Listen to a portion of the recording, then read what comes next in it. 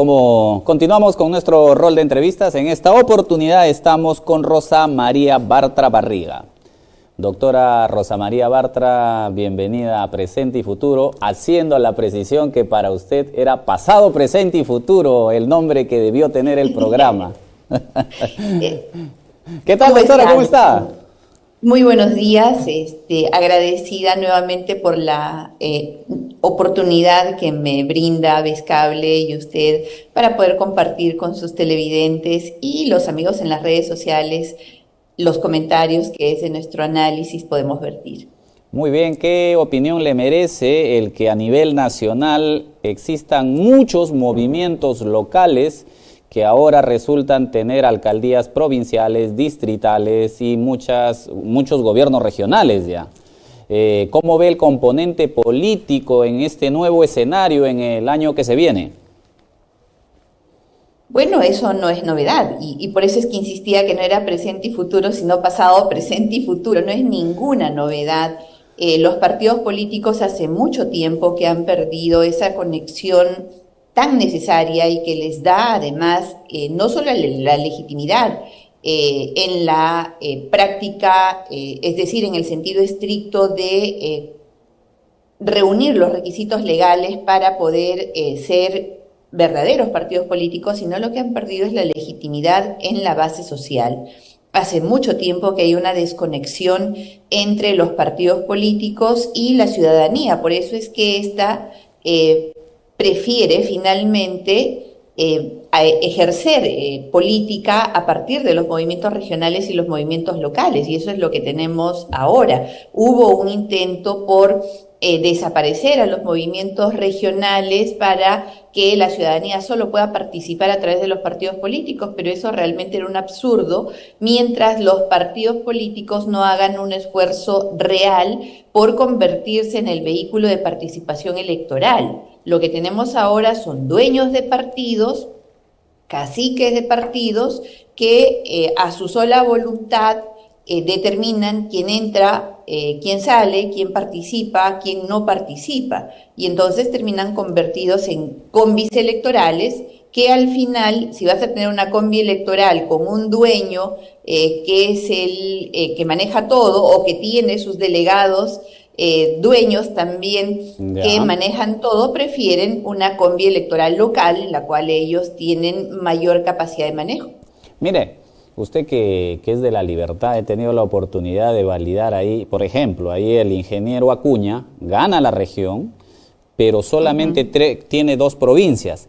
Coincidentemente, resulta tener 9 distritos en Lima. Y hay un nuevo movimiento de un exaprista, a razón de trabajo más trabajo, que ha tenido un dinamismo mayor. He comentado en algunas oportunidades con gente de La Libertad que si Acuña no ganaba en primera vuelta, definitivamente ya perdía del todo.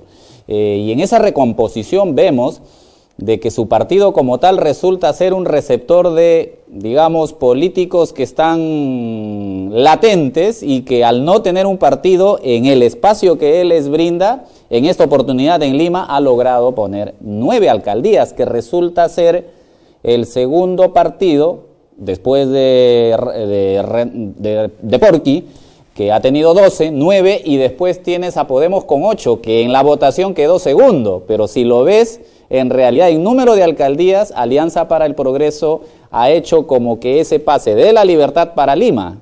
¿Cuál es su opinión? Bueno, tampoco es una novedad que Alianza para el Progreso sea exclusivamente o su punto más fuerte sea el ser un vehículo electoral. No tiene precisamente la característica de una militancia firme, de una militancia convencida. Es más, yo creo que hasta ahora no sabemos si Alianza para el Progreso es de izquierda, derecha, es liberal, es conservadora. No tenemos ni la menor idea, porque es un vehículo electoral.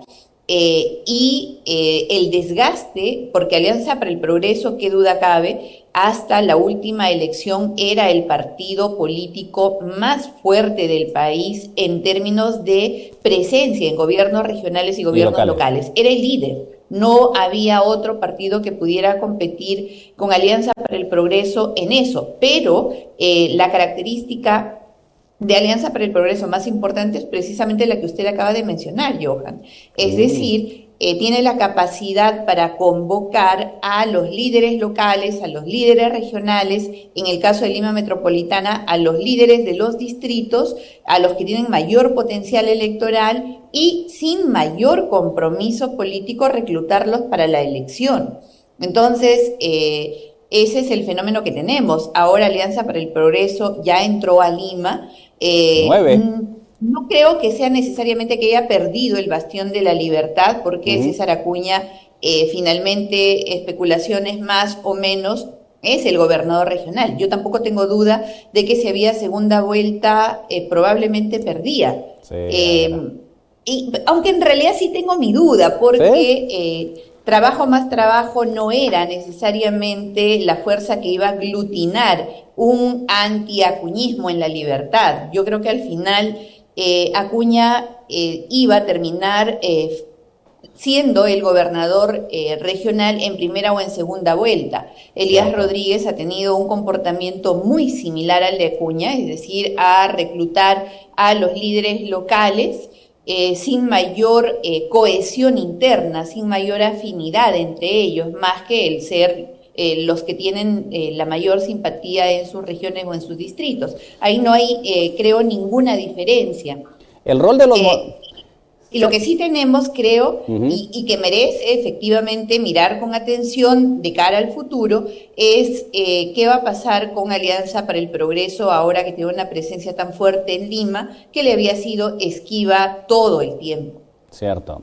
Por ponerle el ejemplo a Arequipa, Roel Sánchez, cajamarquino él, a razón de estudiar en la UNSA de Arequipa, desde que dejó, según refiere su historia, deja Cajamarca deja Santa Cruz para venir a Lima, no había admisión en la Universidad San Marcos, se va a la UNSA y es ahí donde hace toda su vida, donde fue rector, y ahora con un movimiento, yo Arequipa, es que ha logrado ganar en primera vuelta.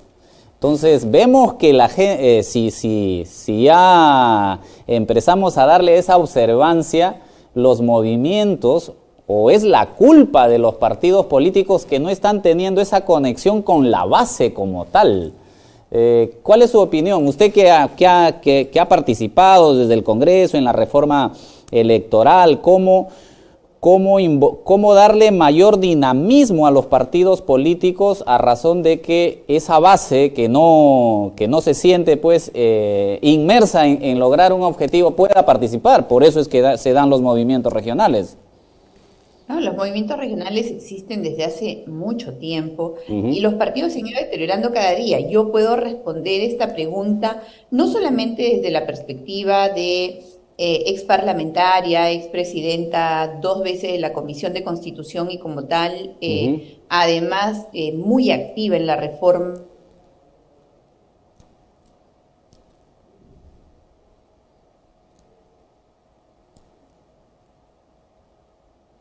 Muy bien. De hecho, mi historia política está vinculada grandemente a los movimientos regionales. Yo he sido regidora, o sea, mi participación política inicia en los movimientos regionales desde su fundación, desde el año 2003.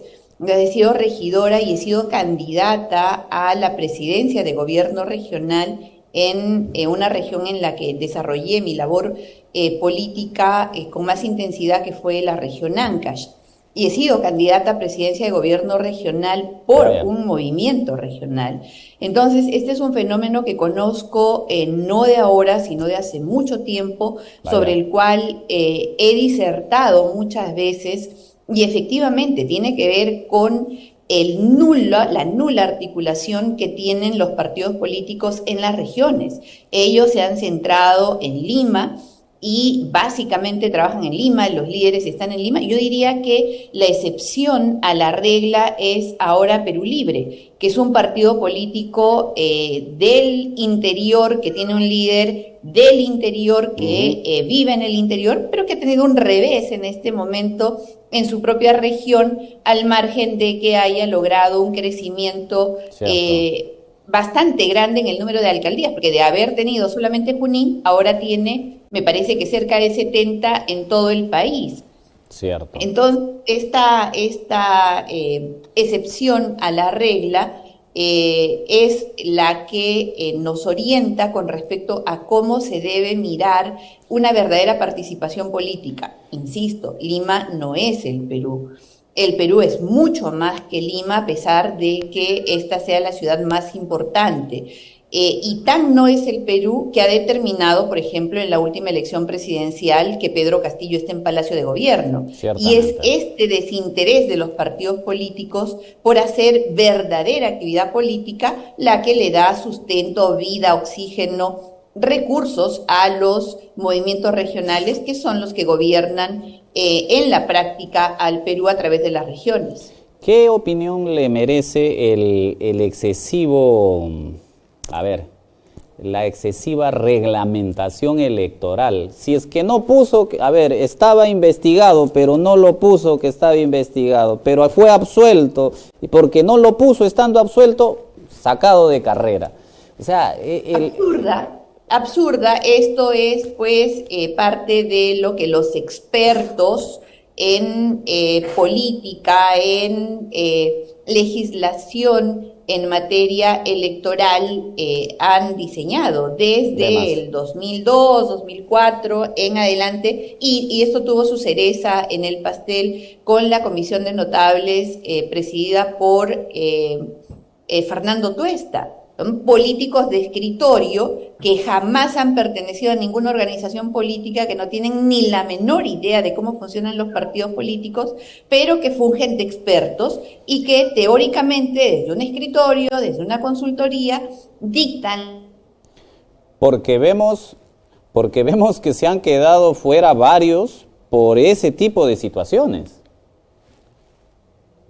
Por sobre cualquier tema burocrático, pero no, resulta que ahora nosotros privilegiamos una burocracia sin sentido por sobre el derecho constitucional de la participación política. Acá hay muchos cambios que hacer y se requiere no solamente conocimiento, porque lamentablemente la ignorancia es la madre de la mayoría de los vicios, no solamente conocimiento, sino también valentía para explicar, para sustentar posiciones, y medios de comunicación como Ves Cable, por ejemplo, al que agradezco ahora que abra a la conversación un tema tan importante como este.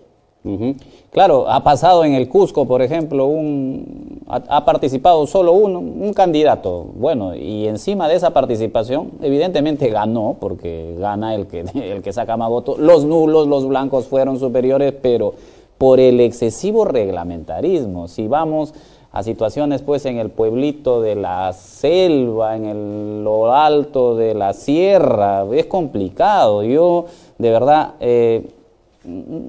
antes no era, la gente llegaba, se inscribía, obviamente, y al final la población decidía, ¿no?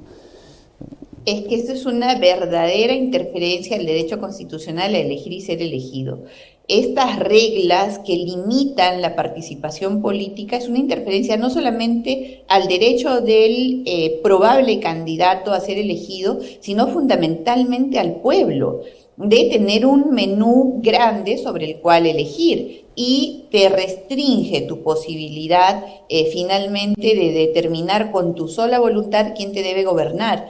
En el Perú son las reglas las que se han impuesto, insisto, porque han sido hechas no por políticos con el conocimiento en la práctica suficiente, sino por teóricos que no tienen la menor idea de cómo funcionan los partidos, pero que se erigen como los gurús de la política, y lamentablemente terminan metiéndonos a todos los ciudadanos en problemas de restricción tan grande como los que hemos vivido en la última elección. Y le voy a comentar un caso, doctora. Néstor de la Rosa, alcalde hoy del RIMAC, resultó que él, cuando postula, había renunciado por internet, y él ni enterado, ¿no? Como el sistema, entra una persona, pone su DNI a un correo que se ha creado y bueno, ya estaba renunciado.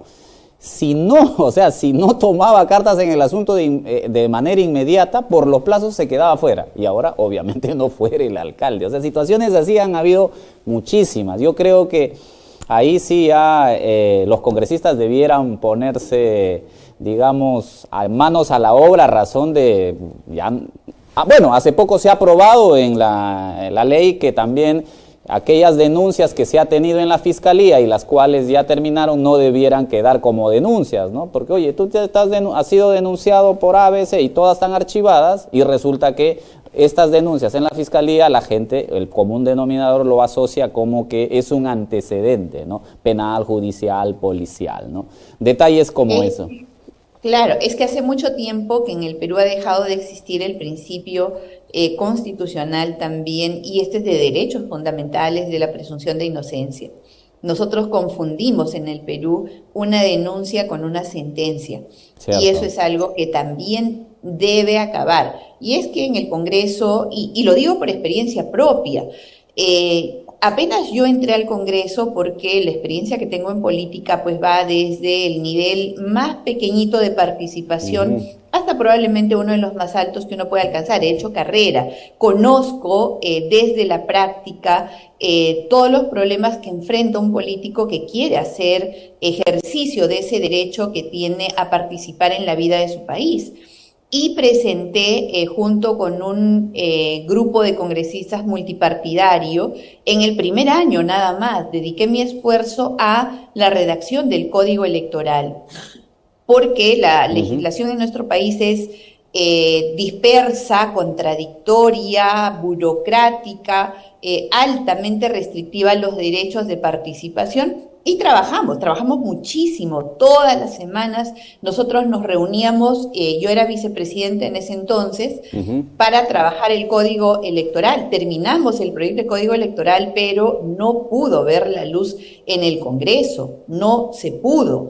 Incluso eso determinó la renuncia de la entonces congresista de Fuerza Popular, Patricia Donaire, que reclamó, yo trabajé con Patricia Donaire ese código electoral y no pudo ver la luz. Y esto tiene un problema de fondo, y es que en el Congreso de la República solo están representantes de los partidos políticos. Entonces, cualquier modificación que afecte a este cacicazgo que hay en los partidos políticos no va a ser aceptada.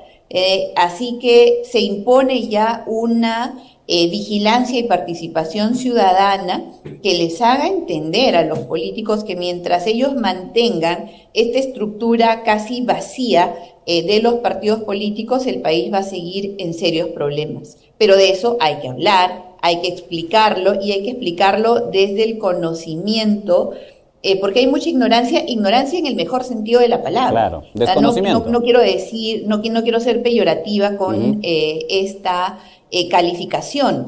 Es que de verdad desconocemos muchísima de la legislación que gobierna a los partidos y a los movimientos, y es necesario que se hable de eso para que, entendiendo el problema, podamos plantear soluciones. Bueno, si vamos ya al ejemplo en materia electoral, teniendo en cuenta que el presidente del partido puede, por el hecho de ser presidente, a facultad de su estatuto, designar el 25% de los componentes de la lista, puede tomar, si son 130, el 25% serían 30. Quiere decir que todos los números 1 a nivel nacional lo puede designar el presidente del partido, y los 5 primeros de Lima también. Y de ahí, véanse en las internas el número 2, el número 3, el número 4, ¿no? Por poner... Pero ojo, Johan, que ahí en realidad termina poniéndolo todo, porque la elección interna ha terminado siendo un paso burocrático más. ¿Qué elección interna vas a tener cuando se presentan listas únicas? Los únicos casos en los que hemos visto una elección interna real, digamos, ha sido, por ejemplo, la provincia de Trujillo, ¿no? Que tuvo una elección interna real en la cual hubo una competencia real, ganó un candidato, pero, por ejemplo, en esa elección interna César Acuña perdió frente a los nulos y los blancos en su propia elección interna. Vaya. Entonces, es una elección interna que al final termina siendo, o al final se restringe a ser simplemente el cumplimiento de un paso burocrático más, sin ninguna significación de competencia interna real. Bueno, sí, pues le dieron el nombre en el ánimo no sé, de generar mayor actividad laboral relacionado a la especialidad de los especialistas, ¿no? Que dice que la interna, las primarias y después de las primarias el balotaje final, ¿no? Que vemos que al final... Por favor, se quisieron copiar de Argentina, que tiene elección primaria, y fíjate, ya Argentina está derogando esa elección primaria. Es que es absurdo. Y como repito, tiene que ver básicamente con que quienes dictan las leyes no tienen la menor idea de cómo en la práctica funcionan los partidos políticos. Son teóricos y ningún teórico puede plantear soluciones reales. No se hace dieta leyendo el menú. Ciertamente, ciertamente. Bueno, los partidos... interesante la conversación, a razón de que usted, siendo parte de la Comisión de Constitución, tenía muchas ideas que ciertamente tenían esos reparos en ciertos agentes, pues, que veían inmersos falencias para el futuro en lo que respecta a los partidos. Ahora bien... Por supuesto, yo me opuse muchísimo a esa reforma y cumpliendo, honrando el juramento que hice de defender los intereses de la nación por encima de los míos, me expuse a todo tipo de ataques precisamente por decir la verdad. Bueno, pues ahora hay muchos que salen y dan la razón, pero creo que un político debe reunir necesariamente el valor suficiente para poder decir la verdad, aún en los espacios más adversos. Uno no llega a un cargo de representación para ser simpático, para caer bien, para acomodarte al ritmo de las circunstancias. Al contrario, llega para defender los intereses de la nación independientemente de que el escenario te resulte adverso o recibas los ataques de los grupos que se sienten vulnerables frente a alguien que les dice la verdad desde una posición de poder. Dicho esto, y sé que ya no tenemos mucho tiempo, quisiera recordar también que desde 2017 vengo advirtiendo que es necesario reformar el artículo 117 de la Constitución. Lo he dicho una, otra y otra vez. Recuerdo que en el 2018 fui... no sé si decir víctima sea el término apropiado, pero me caricaturizaron y le hicieron bullying, como dicen los chicos ahora. Le hicieron bullying. Y de 10.000 formas cuando dije que el entonces señor Vizcarra, en ejercicio de la presidencia, podía matar a su mamá y que no le iba a pasar nada porque era el único que tenía inmunidad en el nivel de impunidad.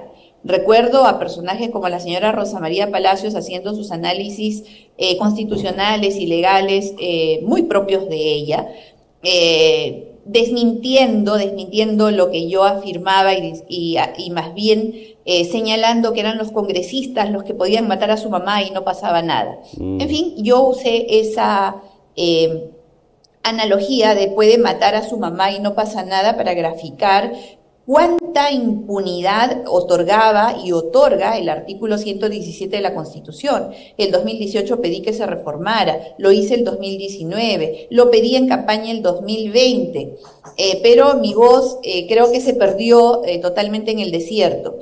Lo repetí nuevamente cuando absurdamente se inició el debate con respecto a vamos a interpretar el 117 y el 117 no prohíbe que se investigue, prohíbe que se acuse, pero no prohíbe que se investigue. Absurdo y cobarde por parte de quienes además no entienden la necesidad de reformar la Constitución. El constituyente del 93 la redactó así para proteger a la institución de la presidencia. Cierto. Qué duda cabe que en ese momento la voluntad del constituyente era blindar por completo al presidente. Así lo redactó y así se mantuvo hasta el 2022, octubre, que estamos viviendo ahora. ¿Qué pasa? Ahora todos quieren interpretar, todos quieren relacionar con el artículo 99, con convenciones de lucha contra la corrupción, con pactos internacionales de los cuales el Perú es miembro. Absurdo. Así no funciona. Cualquier pacto internacional se somete a la Constitución de los países. Ningún pacto está por encima de nuestra Constitución. Quienes afirman eso son temerarios y nos están mintiendo.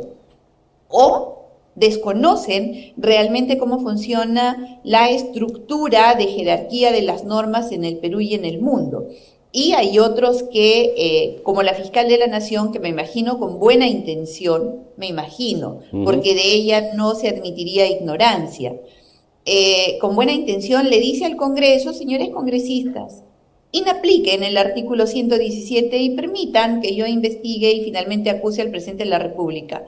Señora fiscal de la Nación, por favor, que el ente persecutor del delito, el ente constitucionalmente autónomo de todos los poderes del Estado, le pida al Congreso de la República que desobedezca mandatos de la Constitución, me hace pensar que nuestros niveles de institucionalidad ya no están en el suelo, están en el inframundo, ¿no? En el último círculo del infierno. Y creo que quienes valoramos la democracia, la practicamos, no solamente en el discurso, sino fundamentalmente en la acción, no podemos permitir una vulneración a la Constitución, porque no se trata de Pedro Castillo, se trata de la institución de la Presidencia de la República a la que hay que proteger, y a la que hay que proteger sobre todo de quienes creen que la Constitución, pues, uno la puede vulnerar de acuerdo a las circunstancias o a los personajes. Eso no es así, más bien, al Congreso, sean valientes, no esperen interpretaciones, no esperen más argumentos penales, porque la incapacidad moral no necesita argumentos penales, necesita argumentos morales. Y reúnan el valor suficiente, piensen en el Perú antes que en sus puestos y vaquen a Pedro Castillo. La suspensión tampoco es una salida. Ah, cierto. Es que esa es la salida del constituyente. O sea, primero proteger el estadio de la presidencia. Porque claro, imagina, el presidente mata a su mamá. Ya, está coberturado por la inmunidad. Oye, pero ahí lo sometes a vacancia, está loco. De inmediato. Y por eso dice... incapacidad moral permanente declarada por el Congreso, sino que algunos ya van a la interpretación. Declarada por la Fiscalía, sugerida por la policía, por un médico. Base a los elementos de convicción presentados en el allanamiento. No, dice declarada por el Congreso, porque para eso los peruanos le hemos delegado nuestro poder a los congresistas, para que hablen en nuestro nombre. Lo que pasa es que ahora los congresistas en su curul creen que responden a su voluntad, y no es así. Responden a la voluntad de 33 millones de peruanos que tienen expedito su derecho a exigirles que respondan de acuerdo a lo que nosotros realmente queremos que hagan, porque para eso ellos tienen nuestra voz, no tienen voz propia, tienen la voz que nosotros les hemos delegado. Doctora Bartra, ¿qué le parece? Hubo la votación para el defensor del pueblo. El primero que entra al balotaje saca 37 votos y creo que 76 en contra. El segundo que entra al balotaje saca 39 y 47 abstenciones. Incluso se refería o se decía en el hemiciclo de que debiera ser importante tenerlo a las personas que han sido evaluadas y han entrado al balotaje, de que den a conocer su plan de trabajo. ¿Y dónde queda el trabajo que hizo las comisiones? O sea, ¿para qué tienen comisión? O sea, ¿para qué? Es igual, es que esos son parte de los absurdos que imponen los teóricos. Las comisionitis y la cartonitis, y presenten todo, que la Contraloría te expulgue hasta el último resquicio de tu vida, cuando en realidad lo que estamos eligiendo son personas. No, y hay un detalle. Sí, y hay un detalle, doctora, disculpe que lo corte. Hay muchos profesionales que dicen, oye, yo no me voy a exponer a que me maltraten. Pero por supuesto. O sea, me evalúan y después... No. Así que... Por supuesto, o sea, tengo un prestigio, un honor que cuidar. No me voy a exponer a que quienes no simpatizan con mi persona de pronto denosten de mí y de mi honor como se les venga en gana. Entonces, esto también está mal, es parte de lo que hay que corregir. Lamentablemente, y voy a decirlo por tercera vez en su programa, Johan, no se hace política, no se dictan políticas, no se escriben las normas desde una oficina de San Isidro con aire acondicionado. No, esto necesita conocer nuestra realidad, que es bastante compleja. El Perú es un país con una idiosincrasia muy propia y que naturalmente tus títulos de Harvard o de Princeton o de, no sé, pues de las mejores universidades del mundo, o tu experiencia en el Banco Mundial o en donde sea mucho informe, que supuestamente te dé el roce, te va a dar el conocimiento que se necesita para un país tan complicado, tan complejo, tan diverso como el nuestro. Quien no lo haya recorrido, quien no haya hecho carrera en el Perú, lamentablemente tiene muy poco que decir. Lamentablemente, o en todo caso, deben conformar equipos que se nutran no solamente del conocimiento que ellos han adquirido en los mejores centros de formación del mundo, y que se complementen con gente que conoce la realidad peruana y que puede ponerle su cuota para que las normas que se dicten sean realmente para nuestro país y no para un mundo diferente al nuestro. Muy bien. Doctora Bartra, de verdad me siento muy enriquecido esta tertulia suya y muy interesante, y con el expertise que usted tiene y los ejemplos que en el día a día se dan. Recuerdo incluso uno, cuando congresista él, Charlie Mesías Ramírez, decía de que los que debieran postular por los partidos políticos debieran tener una antigüedad de afiliación de 3 años. Y por ahí un congresista le dijo, oye, entonces tú no podrías postular. Y le dijo, un momentito, o sea, yo voy a legislar para mí. Pero mira, o sea, detalles como eso. Es que es lógico, nosotros también luchamos mucho por eso. Tiene que haber una identidad entre el postulante por un partido político y su derecho a ser elegido. Porque luego tenemos casos como los que hemos visto en este Congreso, congresistas que han salido elegidos por un partido político y que antes de empezar funciones ya estaban en otro, ¿no? Que de conservadores se pasaron a liberales, que de derecha se pasaron a izquierda y que ahora no responden a nadie, incluso, que pueden cambiarse de partido en la mañana, en la tarde, en la noche, y no pasa nada con los valores que debemos tutelar. Cierto. Así que sí, definitivamente también el doctor Mesías tenía razón, porque se legisla para el futuro, no para el presente. Exacto. Y el futuro, ya no se, y se toma en cuenta el pasado para corregirlo. Cierto, yo no debí llegar porque no tenía el tiempo de militancia necesaria, pero puedo corregir esa circunstancia para el futuro. ¿Saben? Muy bien, doctora. Nuevamente, reiterado agradecimiento, y la convocaremos siempre para ir aclarando estas dudas, y es bueno que la población lo sepa respecto a nuestro día a día en el quehacer político. Nuevamente, gracias. Johan. Gracias. Y bueno, nos vamos con un corte comercial y luego terminamos el programa y continuamos con Rumbo al Poder con nuestro amigo Martín Hacha Seoane. Hasta el siguiente domingo.